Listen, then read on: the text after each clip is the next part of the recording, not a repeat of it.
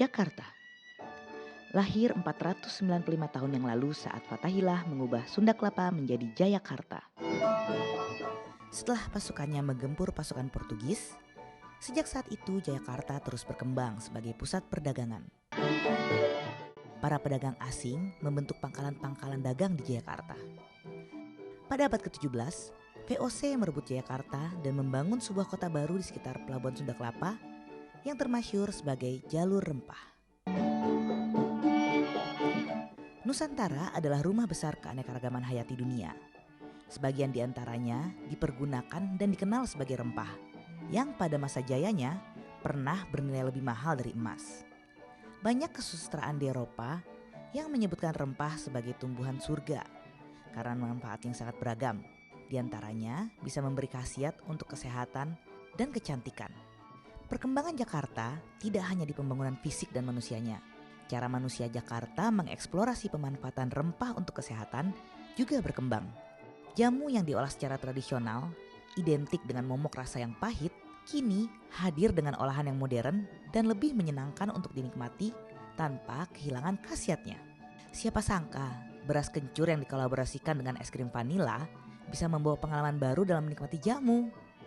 Pengalaman ini akan lebih berasa nikmat jika dilakukan bersama teman. Sebagai kota pelabuhan, Jayakarta banyak menarik pedagang dari Eropa, Persia, Arab, dan Cina.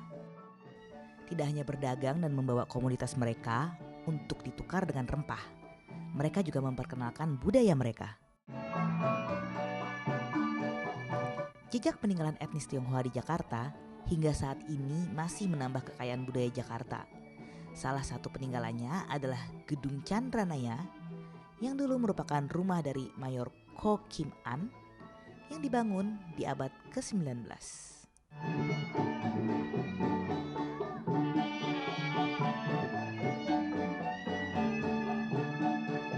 Selama ini kita mengenal Pancoran yang berada di Jakarta Selatan dan Pancoran Glodok. Pada 2020 diresmikan juga Pancoran Peak atau yang dikenal sebagai Chinatown Peak 2. Selain populer sebagai sentra kuliner, Pancoran Peak juga menjadi tempat hiburan dan sarana edukasi bagi warga. Kita dapat melihat peleburan budaya dan masyarakat lewat kuliner, pertunjukan-pertunjukan, edukasi budaya, hingga suasana yang dirasakan saat berada di Pancoran Peak.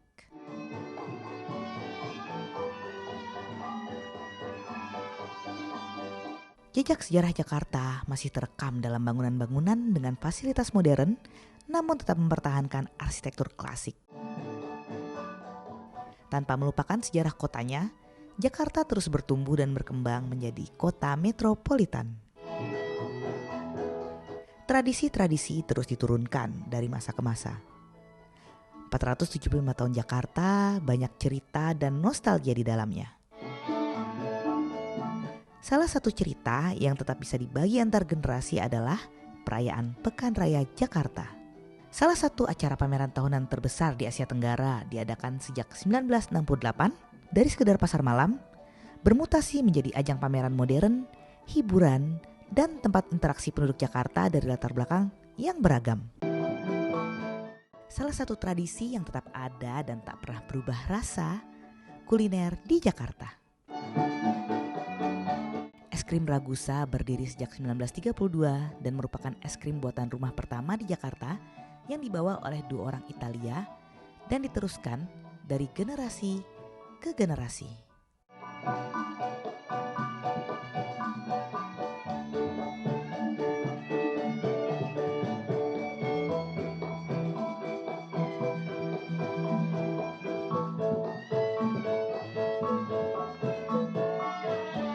Namun, primadona kuliner asli Jakarta yang tetap jadi juara di lidah penduduknya, kerak telur, dan es selendang mayang.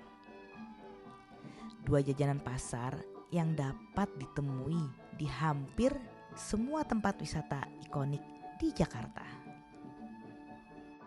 Inilah sepenggal kisah kami merambah Jakarta di ulang tahunnya ke-475. Jakarta masih menyimpan banyak sejarah yang menarik untuk ditelusuri, beragam cerita untuk dibagi, dan tradisi untuk diwarisi ke generasi nanti.